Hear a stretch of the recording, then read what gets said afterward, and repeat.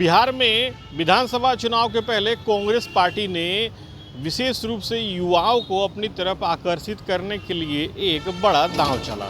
दरअसल कांग्रेस पार्टी ने आज राजधानी में रोजगार मेले का आयोजन किया था। इस मेले में बड़ी संख्या में युवा भी आए। कांग्रेस पार्टी की तरफ से इस मेले को लेकर के बहुत बड़ी तैयारी भी की गई थी।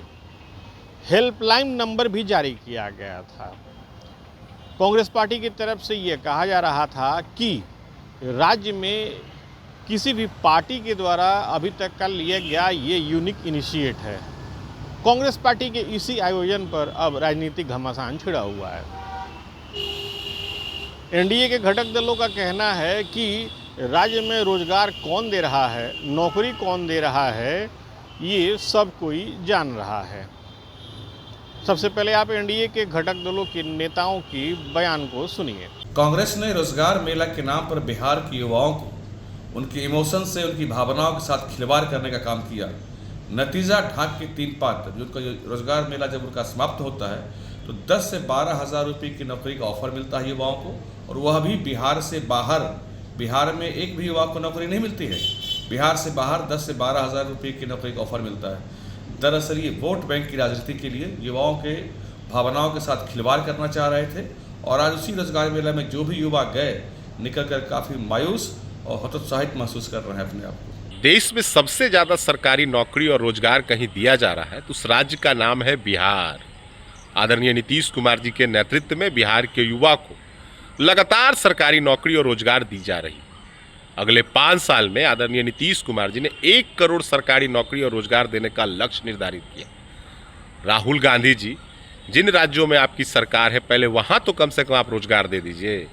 बिहार में चुनाव है तो आप लगातार आ रहे हैं, चुनाव के बाद तो आप दिखिएगा नहीं। इसलिए आपसे आग्रह है, नाटक करना बंद करिए। बिहार के युवा सब जानते हैं कि उनके बेहतर भविष्य के लिए कौन काम कर रहा है। मेरी प्रतिक्रिया स्पष्ट है कि पहले तो अपनी बिहार के अंदर अपनी ज़मीन तो तलाश लें।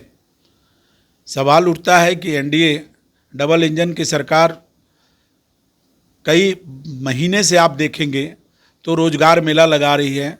इतनी सारी रोज़गार ऑलरेडी दे चुकी है। आगे भी एक बड़े पैमाने पर रोज़गार सृजित किए जा रहे हैं।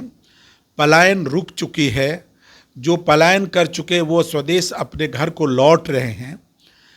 ये बैसाखी के सहारे, आरजेडी के सहारे अपने आप को बिहार में ज़मीन तलाश करने वाले, हमें हंसी आ रही है कि रोज़गार मेला लगाकर और जनता को, नौजवानों को जो विचलित करने, धोखा देने का काम कर रहे हैं। तो इस तरह के जुमले और इस तरीके की लुभावनी बातें करके अब बिहार वासियों को, बिहार के नौजवानों को कोई विचलित नहीं कर सकता है, धोखा नहीं दे सकता है। तो अभी आपने देखा, दरअसल बिहार में इस साल विधानसभा चुनाव होने हैं।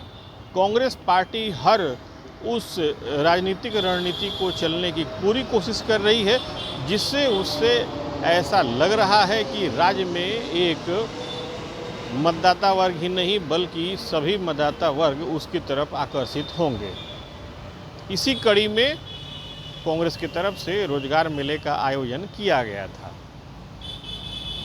एनडीए के घटक दलों ने इस पर निशाना भी साधा। अब देखना ये है कि आगे आने वाले दिनों में और इस तरह के कौन कौन से आयोजन होते हैं और कौन सी पार्टी के नेता का क्या बयान आता है। Sujit Kumar, TV9 digital, Patna.